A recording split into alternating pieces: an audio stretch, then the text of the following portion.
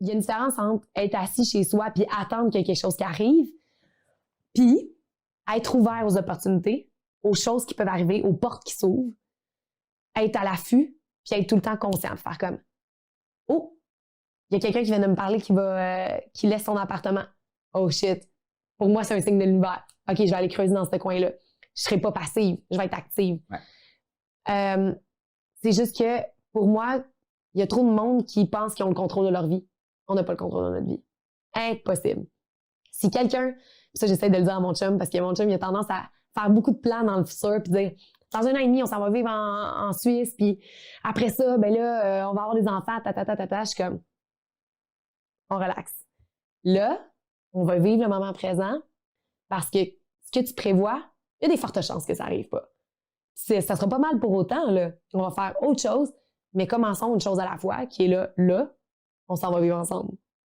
Comme, on va essayer, premièrement, de vivre ensemble. Baby steps.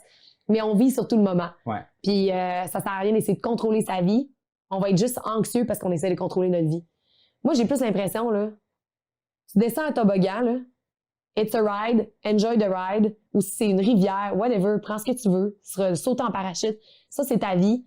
Tu sais pas s'il va y avoir une roche dans ta rivière, tu sais pas si le courant va devenir plus rapide à un moment donné ou s'il va y avoir une chute d'eau. La seule chose que tu peux contrôler, c'est toi qui tripes et qui enjoy. Puis il est comme, OK, bon, mais il y a une chute d'eau, ben parfait, je vais sauter du radeau, puis je vais nager en bas, puis je vais être fine, je vais être correct, ça va aller. Je trouve que de dire ça, mettons, dans ta position de toi, c'est, t'as raison. Pour toi, c'est vrai. Ouais. Ceci étant dit, t'es une overachiever workaholic qui a des ambitieuses, genre. Ouais. Fait que pour toi, ça, je pense que c'est le contrebalance nécessaire pour faire en sorte d'avoir une certaine balance dans ta vie. Balance. T'as un très bon point. Pour quelqu'un qui est veg, c'est pas quelque chose que pourrait dire. Non. T'as raison. Est-ce que tu connais plus de... Je connais pas tant de gens qui est plus veg. Moi, j'en connais beaucoup. OK, parfait. Il y a beaucoup de monde veg. OK, qu'est-ce que tu dirais d'abord au monde veg? Ben, je veux juste revenir 2 secondes, dans le fond, ça, pour pas que j'oublie mon point, je pense que je suis en train d'oublier. Tu sais, quand tu sens que tu es en train d'oublier quelque chose. Oui, ben vas-y. Faudrait que tu le dises. Vraiment. Ça avait-tu un rapport avec l'univers? Dieu? Olivier, le Dieu? OK, non, je l'ai oublié. That's it, trop tard. OK. Fait qu'est-ce que je dirais à quelqu'un qui est veg? Genre, ça revient un peu à ce qu'on discutait tantôt à propos du sens dans ta vie. T'sais. Parce que, mettons, tu es quelqu'un qui a un emploi, qui n'aime pas nécessairement son emploi, qui trouve que sa vie, elle n'a pas vraiment de sens, puis que tu travailles beaucoup. Fais du ménage. Ou que même si tu travailles beaucoup, ou que tu travailles pas beaucoup, tu n'as pas l'impression que ta vie va bien. T'sais. Il y a beaucoup de gens qui sont dans cette situation. Oui, définitivement. Il faut que tu crées, il faut que tu fasses du ménage dans ce temps-là. Il faut que tu crées des actions. Il faut que... Oui, sauf que là, ça vient un peu en contradiction avec l'univers va s'en occuper, tu sais. Il faut que tu écoutes à l'intérieur de toi. Tu te sens pas bien, t'es pas à la bonne place. OK, ben flush-moi ça. Mais là, tu vas dire, mais merde, j'ai pas d'autres emplois. OK, ben fais confiance. Commence par faire du ménage dans ta vie. Laisse de la place à autre chose. Moi, j'ai quand même, si on veut, de faire du ménage dans sa vie pour laisser place à autre chose. Parce que si tu penses qu'avec ta job qui t'amène 45 heures semaine, plus tes enfants, plus toutes tes activités, tu penses qu'il va y avoir de nouvelles opportunités qui vont arriver? Peut-être pas. Mais si tu fais du ménage, puis que tu dis aux gens, hey, j'ai lâché ma job parce que là, c'était trop, parce que c'était pas ce qui me plaisait, ben oui, il risque d'arriver quelque chose. Si tu fais confiance, ben il va y avoir des opportunités qui vont arriver. Mais ça, c'est juste une croyance. Mais moi, j'y crois fondamentalement. Mais c'est sûr qu'il va y avoir des nouvelles opportunités. C'est sûr. Mais il faut que tu fasses du ménage dans ta vie. Je veux dire, si tu changes absolument rien, tu sais, il y a un dicton qui dit... il change rien. Si tu fais tout le temps la même affaire que tu as tout le temps fait, tu vas tout le temps avoir les mêmes résultats que tu as tout le temps eu. Tu sais, ça, c'est sûr à 100%. Je pense qu'il y a une nuance entre... Parce que c'est facile de dire aux gens, fais le ménage, faites quoi, change de quoi, passe à l'action. Mais c'est quoi qui empêche cette personne-là, à la base, peur.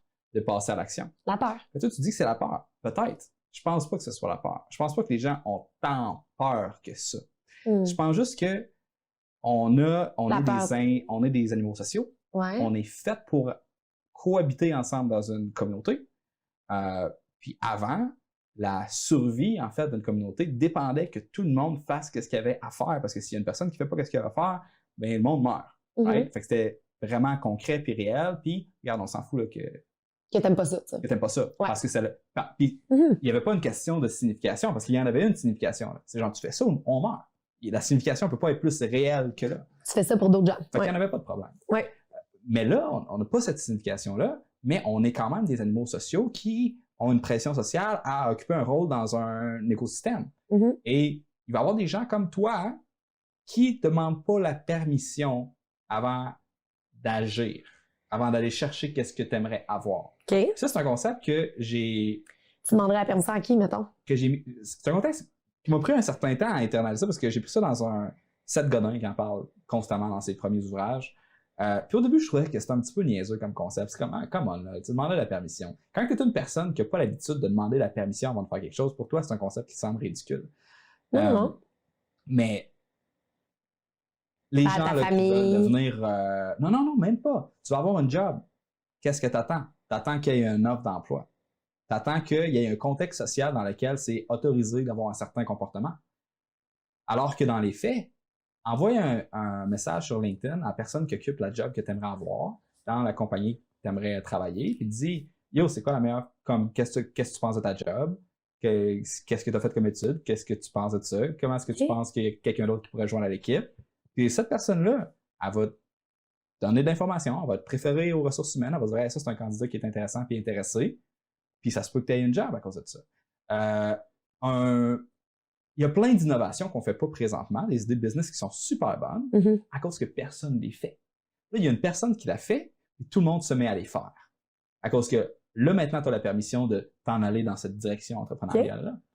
Fait qu'on est comme conditionné. Ben, on est des moutons. À être des moutons. Puis il y a certaines personnes, je ne sais pas si c'est génétique, je ne sais pas si c'est quoi qui J'ai l'impression qu'on n'a pas le gène mouton. Ouais. Puis fait que la personne qui n'est pas nécessairement proactive, je pense qu'il n'y a pas nécessairement quelque chose que je peux lui dire. Okay. Parce que je ne suis pas pour lui dire « Yo, change ta vie, agis ». C'est plus fondamental que ça. Pourtant, pour avoir rencontré beaucoup de monde dans mes conférences, puis on jase beaucoup du côté fondamental de la vie, de la mission, etc., du bonheur, il y a beaucoup, beaucoup de gens qui sont venus me voir en me disant « Hey, je suis pas bien dans ma job, je rêve juste de parcourir le monde. » Puis j'aurais dit quelques phrases. Les phrases de genre, fais du ménage, hésite pas, pour vrai, fais confiance, ça va être la plus belle décision de ta vie. Si c'est ça qui te parle en dedans de toi, fais-le. Et ces gens-là me sont revenus en disant, on le fait. Puis ça, ce que tu as fait, c'est que tu as donné la permission à cette personne-là de le faire. C'est la première fois que je pense au rôle d'un influenceur de cette façon-là. Shit. Mais je pense que c'est quelque chose d'important. Ben oui, parce qu'en fait, leur famille leur transmettait leur peur. Tu sais, hey, ben là, qu'est-ce que tu vas faire financièrement? Là, tu sais, la famille, est-ce que vous allez réussir? Puis là, ben, ils en parlent à leurs amis sont peut-être pas les plus encourageants. Puis la journée où ils se font dire, c'est une bonne décision, tu devrais le faire. Écoute-toi. En fait, c'est juste quelqu'un qui donne la permission de dire, hey, dude, écoute-toi. Écoute ce que ça te dit en dedans, là, ça va être la bonne décision.